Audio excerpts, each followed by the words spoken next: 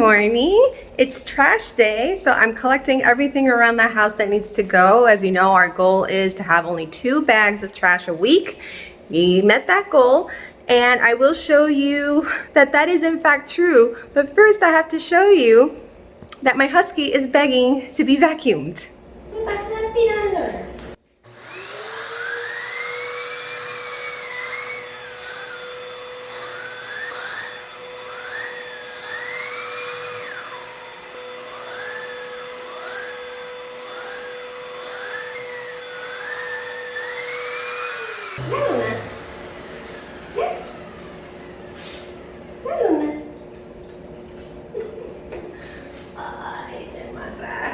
I don't know if it was my husband who got her used to that. I don't know if she ever had an experience with a groomer that was using a blower or something to dry her and she thinks it's the same thing. Whatever the case, I turn on the vacuum because I was vacuuming their pillows, and then she gets like that. She starts doing like this, and then I go over with the vacuum and she wags her tail. So sure, let's vacuum the dog. I still have to vacuum the rug in the living room, empty the canister, and then we'll deal with the trash. Okay, I'm done vacuuming. And I also cleaned the vacuums. I'm a little out of breath. But this is our trash. That one is still open because I have to pick up the mushy dog poop. The poop is going in there, and those are the food scraps that were in the freezer. As you can see, like half the bag is still empty. Our trash used to consist of mostly single-use items as well as takeout stuff. We would have things like this, chopsticks and soy sauce packets, ketchup packets, cardboard containers or plastic containers where the food would come in. And I'm not saying don't eat out. I'm not saying don't eat fast food. I'm just saying at places where they do allow for you to take your own container and your own utensils and things like that, because there are travel things that you can take with you, go ahead and use that. But when possible, because I do know there are people out there who are crazy busy, single parents, work crazy hours, practically 7 days a week. So I do understand that probably eating out is your only option for lunch. Then definitely, hey, you do what you have to do. But when you have the option to not do that, then hey, make the extra effort and cook at home. Take lunch to work. When you buy groceries, don't use those little plastic baggies. Just either take a mesh bag or grab things in your hands. Like I said, I don't use anything for bananas and avocados because you just grab those and put them on the scale at the register and that's it. You don't need a bag for that. As well, for groceries, you can also use reusable shopping bags. So things like that, it just limits trash so much. If you ever want to talk about reducing the waste in your home, feel free to reach out to me. I love this topic. It's been great for us. We've even saved money. As you can see, I don't even have a paper towel roll put up. I do have one in the pantry, just, you know, I don't need it.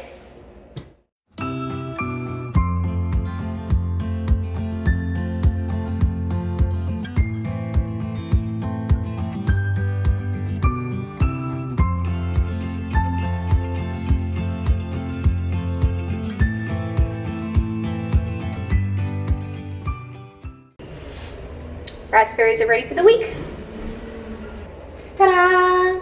You didn't miss anything special. I just rinsed them and cut them. You didn't need to see all that. There's all the compost. That's what I call it, even though we don't compost. You know how that works for me. Anyway, that's done. Fishies are fed, dogs are fed, took out the trash, cleaned the morning daily routine stuff that needs to get cleaned. While he wants to go outside again. I still need to water the plants. I know my husband's watching, so, you know, don't hate me. I'll do it later, but I will do it. I'm gonna have some breakfast and then move on to that. My video is edited. It took me all of 30 minutes. Fastest video to have edited, except for maybe the one about the bills. When it's just that one scenery, that one background, and it's just talking about one topic, it's so easy to edit. There's no fast forwarding, there are no timestamps, there's no effects, there's just nothing, so it takes 30 minutes. I want to show you why this is taking me so long. I've been talking about doing this for a week pretty much, And the thing is, I have been working bit by bit on this. I can't sit down for hours at a time because, as you can see, I have a lot of different projects. Anyway, this April will be 5 years that I've had my home business. And in that time, I've had customers come and go just like any other business. So I'm somewhere between 80 to 100 customers, and about a third of those is loyal customers, a third is occasional customers, and a third is I'll see you once a year. So I spend a lot of time on my loyal customers. I do handwritten notes. I don't print things out. I give handwritten notes to my customers. I have some really nice cards like this. I also have some more Hawaiian ones, and I have a sample glued to the back. I'm not going to show you which one it is, but I have a sample glued to the back with a handwritten message. The handwritten message, I think I can show you.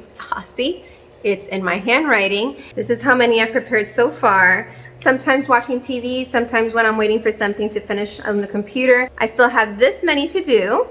And you already saw the cards. When I'm done with those, I put them in these bags. Yes, they are plastic. Speaking of trash day and all that single-use items, but these are actually bags that I got way before my husband and I started doing this waste reduction thing. So as I mentioned before, I'm not gonna throw something away just because it's plastic. If I have it, I'm gonna use it. My goal is to finish this today and go to the post office, mail these out. That's my goal for today, since I don't have anything else. And as you saw with the medical bills, that was a bust. Then I have my kid at 4, and when I come back home, I'll deal with something else because I do have a really long to-do list.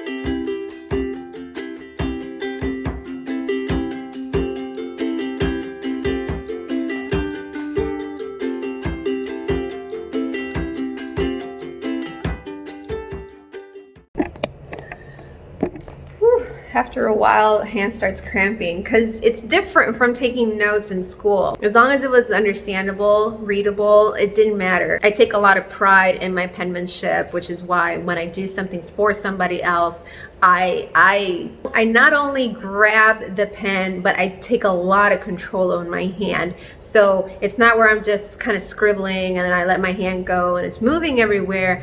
I'm actually taking control of all the squiggles and all the lines. I'm making sure that all the letters are evenly throughout the word. You know, they are all the same size, and I try to keep all the writing straight. As you can see, I don't use a line on the paper. I used to, when I was practicing, I used to draw a line in pencil and then erase it after I wrote, so I keep all my sentences straight. And that takes a lot of muscle control from your fine motor skills. So after 3 postcards, you know, this starts to really hurt, almost like gym exercise for your hand and your arm and your wrists and your fingers. So I'm gonna give my hand a break. I see that the postman is right there at the mailbox. I think I'm gonna go check the mail.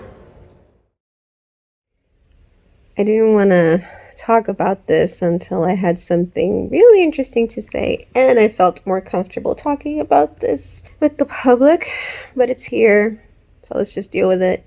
Aunt Flo came to visit, as she does every month, and it hurts. Let's dive right into the questions I'm fairly certain people are asking. Why don't you take Midol? Caffeine in Midol causes diarrhea. What about Tylenol? Already took it. Not that much of a relief. Heat pads. I'm actually out, and I used to have a reusable one that got damaged. So no heat pad this month. I have to work on that for next month. Any special medication for people with Crohn's, colitis, or IBS? Only if I need it for my bowels. So far, I've gone to the bathroom twice. Yeah, it's heading to diarrhea. If I go to the bathroom 5 times in a day, then I will take my Crohn's, colitis, IBS medication to stop the cramping and stop my bowels. But if I only go twice and I'm in pain, normal womanly pain, I'll just bear it. So I'm lying down. Let me show you. I have a blanket under my legs and my feet are propped up and I'm kind of lying sideways. And this is what I call my comfy position, because I don't know if you're the same way, but there are positions that are more comfortable and less painful than others. This is the one that's working for me right now, which is why I'm not moving from this position. This is actually a luxury. It's not like I'm lying down because I'm home. I actually used to do this even when I was in college, even when I used to work 2 part-time jobs. When I didn't have the option of going home, I would actually nap in the car. I would go to my car and get as comfortable as I could, set my alarm, and just rest whatever I could. When I was in college, if I couldn't make it to my car, I would actually just go rest in the library. The fact that now I'm home when this happens gives me the comfort of doing this on the couch. For me, pain now, a 10 is screaming, bleeding, can't stand up, can't walk, need morphine, can barely talk from the pain. That's a 10 for me. Menstrual cramps are now like a 2, but not always. Right now, this is good. We're doing good. I just have to lie down and be in a comfortable position. Ask my husband. Even when we were dating, sometimes I would randomly get my period in the middle of a date and he would have to rush me to the hospital because the pain was so intense. Tylenol wasn't doing anything. I couldn't control it. My bowels were pretty frequent, and in the hospital, they would give me Demerol. It's super normal for people with IBS or IBD. When you get your period, you flare a little. It's not a super flare where I'm going to be back on prednisone, but yeah, sometimes it'll knock me down for 2 days. Sometimes it'll knock me down for a day, and sometimes I just need a moment. Since we did talk about waste earlier, I also do want to go over feminine care. Not right now. So I'll see you guys in a little bit to talk about that stuff. As I mentioned before, I set my alarm to take a short nap and then just keep going with the day.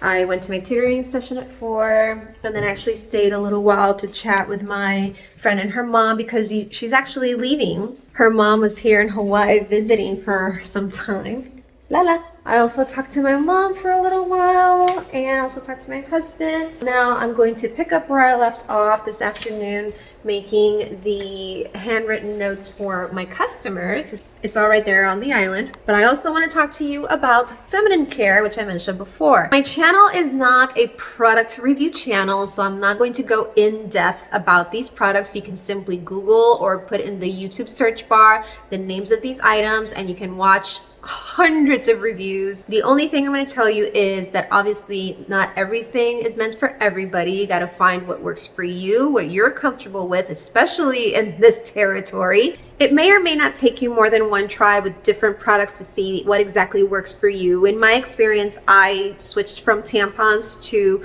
the menstrual cup, and I did have to try 2 different ones. The first one that I tried was very uncomfortable for me. It was just too hard.